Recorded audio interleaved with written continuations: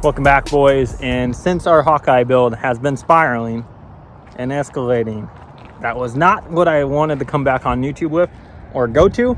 The car being that nice made me go to extra lengths. So I got the truck and the trailer set up, and we're going to get a car. And this one will be more meant for you guys, more relatable, and gonna be something that we can show how to and do certain things with it. So got the truck hooked up. We're gonna go pick up this car tomorrow morning. There we have it, boys. Hitting the road first thing in the morning. Always try to be respectful when you're buying something from someone. I don't want to just put them on camera.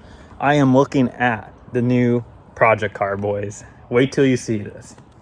Here we have it, boys. That's right. I couldn't tell you the last time I had a blah by STI. Big shout out to Jesse for hooking us up on this beautiful 05 STI. This thing is going to be super fun for you guys and the channel. All loaded up. Now 4.5 hours back home. Now I'll show you guys this car. Here we have it, boys. My new 05 STI. The plans of this thing obviously are to keep it on the tamer side. I'm really going to try to hold to that. As you guys know, everything escalates. And I was getting a game plan of this, and it was starting to escalate again, and I drew back a bit, but it's probably still escalated to some of you for what it's going to be. But that's all right. This thing will be a very good example, and what I'm using this car for is to do how-to videos for you guys and to show you how to work on your own car. I know that it can be expensive to get your guys' cars worked on anymore. We've done a lot of how-to videos. Probably one of the most common things I get emailed about is how much our how-to videos have helped you, which that is what they were meant for. Obviously, parts are just tremendous anymore for how much they've gone up with costs. I'm going to go through some of the things on the car, give you guys a walk around. I took a peek underneath, and we got a lot of work ahead of us. So some of you with a keen eye already had caught that this thing does have a rotated kit on it. And here she is. It has an IAG stage 2.5 short block in it. Built heads on it, which have GSE S1 cams and springs and retainers.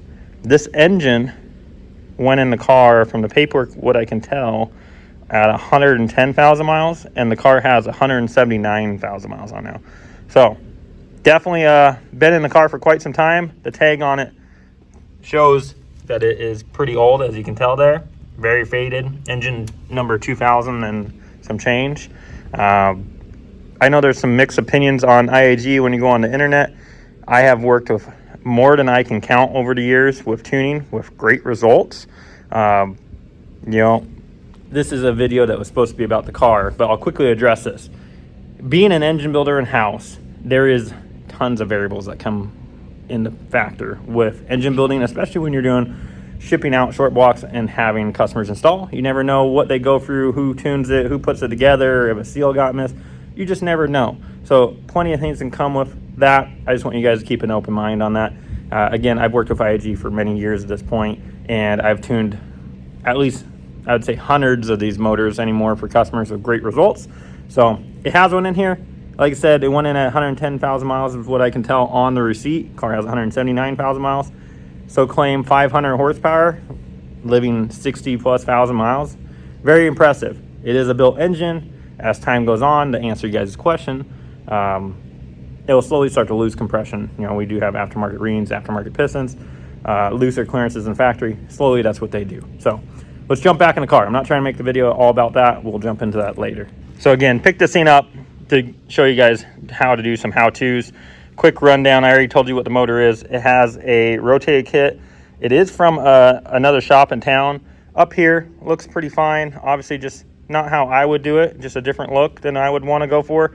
When we get down below, there is something very questionable. This turbo kit, from what I can tell on the receipts, it has a whole binder full of receipts, was sold back in 2017 to 2018 range. That's many years, guys. Things can change. Cars can go through different owners. What's down underneath could have been changed by someone else that had a problem. I would hope, because it's pretty questionable.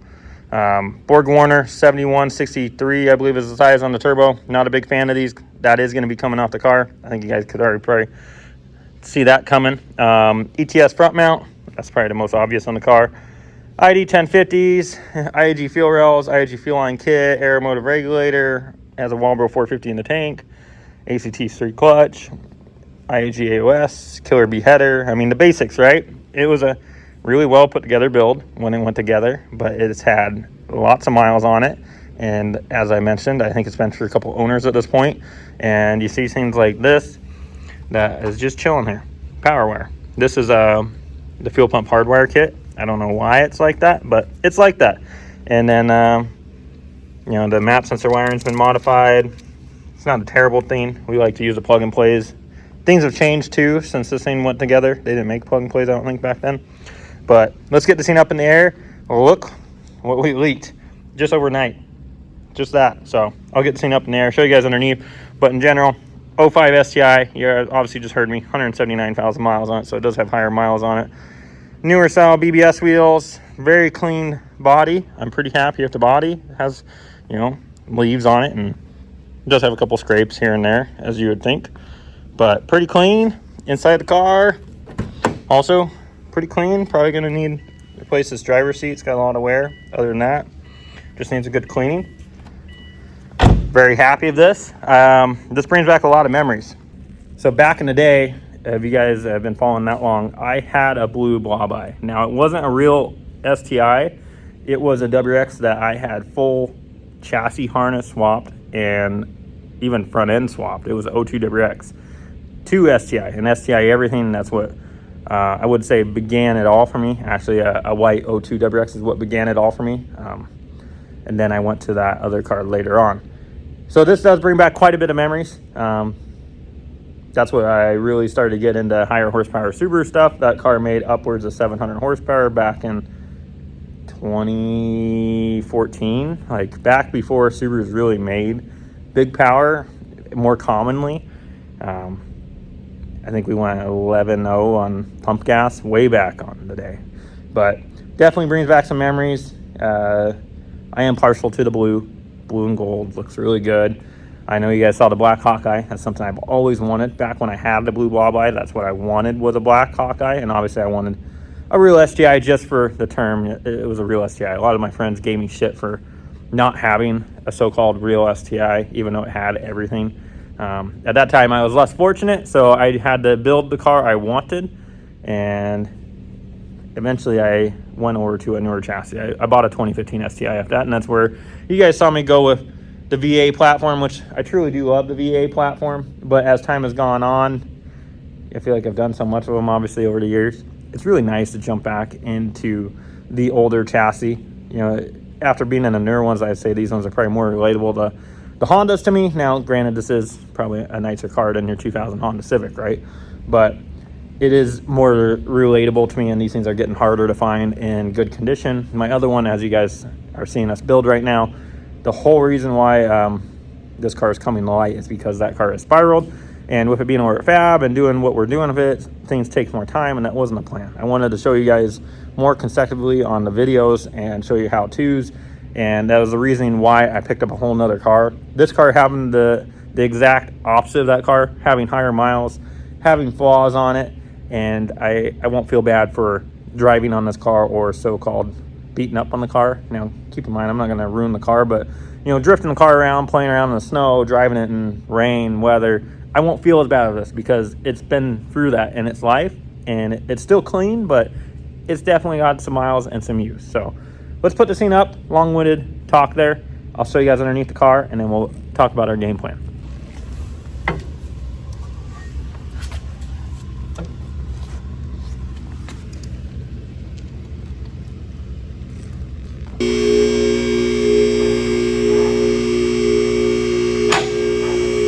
Coming up in the air, you guys obviously heard the major exhaust leak this thing had. So I don't know if they thought it was a catback exhaust problem, but this thing has a brand new NVIDIA G200 catback on it right now.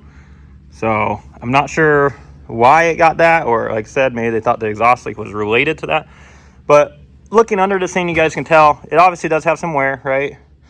For the miles, but a lot of it's the aftermarket part. The sway bar here does have some rust on it, but the actual chassis itself does not. I mean, it has a little bit of surface rust, but really in good condition for the miles on it. I know we showed this before on the Hawkeye. Not rusty, just dirty. So pretty impressed with how the underneath of this car looks too. And then with all the oil leaks, thankfully it was our rust prevention plan. Not that this car was really in an environment where it's going to rust, but it's got plenty of oil leaks, pretty much pistons from everywhere. And I told you guys we had some pretty questionable stuff under here, and here it is, boys. Killer bee header, up pipe. I don't know what the heck happened here. At some point in this thing's life, someone had welded here, which why wouldn't you turn the O2 sensor the other way to make it easier and not bite a runner, which that's just chilling on the up pipe with some heat stuff. Up pipe is welded directly to the header with a smaller joint. Now you can obviously tell that one ear is broken off there. So I don't know if that broke off and they're like, you know what, let's just weld it on. I'm not really sure. Obviously this thing has a major exhaust leak. I'm pretty sure it's this flex bell that's completely blown out inside of it, and that's where the exhaust leak is coming from. But this thing is a leaky machine, which it does have quite a bit of miles on it, but look at the pan, it's soaked, and from the typical spot. Looks like someone had some troubles when they put the O-rings on the dipstick. Pretty basic, guys, which I'll show you how to do those later on. Looks like we got some coolant leaks, water pumps leaking, it's seeping. Surprisingly, the valve cover looks pretty dry on that side. Pretty dry on that side too, but I mean, look at all the oil in here. And a lot of this oil here is actually on the back of the block. There's a sensor that's leaking. But overall, guys, like I said, pretty clean car, especially with the miles on it. I don't really care about the miles on it. I wanted to enjoy a car, and this is a perfect car for me to do it. Plus, maybe you guys won't yell at me because it is higher miles and not the cleanest example of a blob eye out there. It's been driven and already enjoyed, so I'm excited to enjoy it as well. And build-wise, I'll tease. Obviously, we're going to be pulling this turbo kit off. I could have the header fixed and put on, but I'm just going to throw a stock header back on it for now, most likely. Like I said, tame. And then we're going to put a new turbo kit on it, new turbo. I'm not a fan of the Borg Warner stuff. Never have been. I know some of you are a big fan of it and use it. That's fine. That's your opinion. I've been around it. I've tuned it. Not impressed at all. Not my thing. You guys already know that. I do like Garrett and Precision. You guys see me use a lot of Precision. Back in the day, we used to use Garrett a lot. That was when Precision was becoming a newer company. Bouncing back and forth between Garrett and Precision. You guys will see my final decision on this thing. I think it's pretty obvious, but go through this thing. So plan on the first video of starting work on this, which will be also filmed today, so I'll look the same. I'm just going to wrap this up as an introduction on here. We're going to be pulling the engine out. Again, how to. I'm going to be telling you how I do it, what I do, walking you through the steps of engine pull. It's been a long time since I've done that on the channel. So we'll be getting the engine pulled out, inspecting over everything. I don't care about the clutch that's in the car. I have a new clutch for it. We're probably going to end up pulling the heads off because I'm going to do some bigger cams in it. This thing is having some blue smoke on startup, which usually is related to either A, valve seals, or B, turbocharger.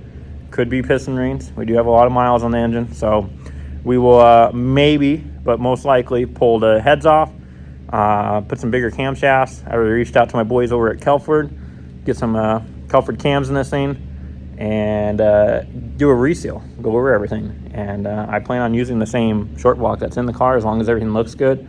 We'll obviously drain the oil, cut the oil filter, see how healthy the engine is. Hopefully it's healthy at the price I bought this thing for, or if it's not, it's kind of the price I bought it for.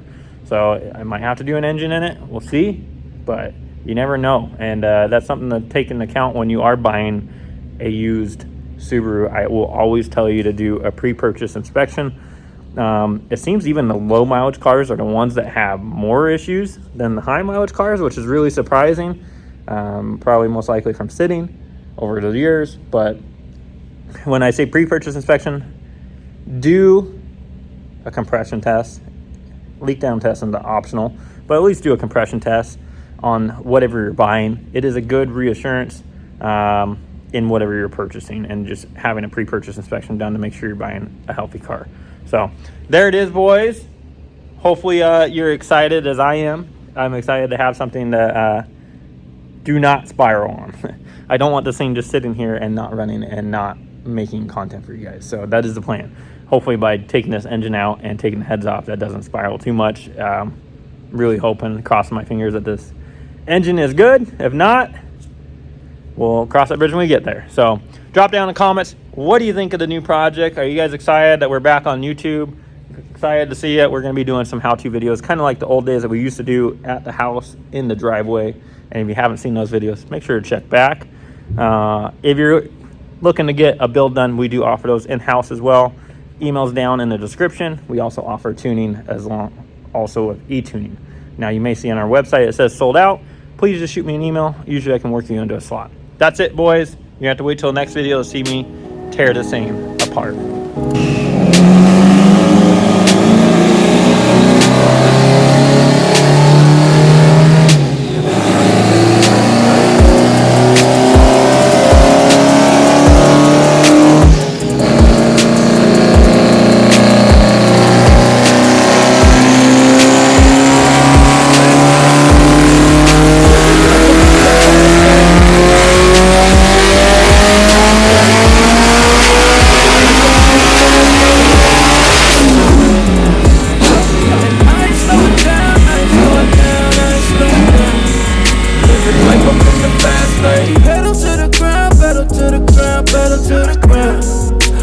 Life up in the fast lane.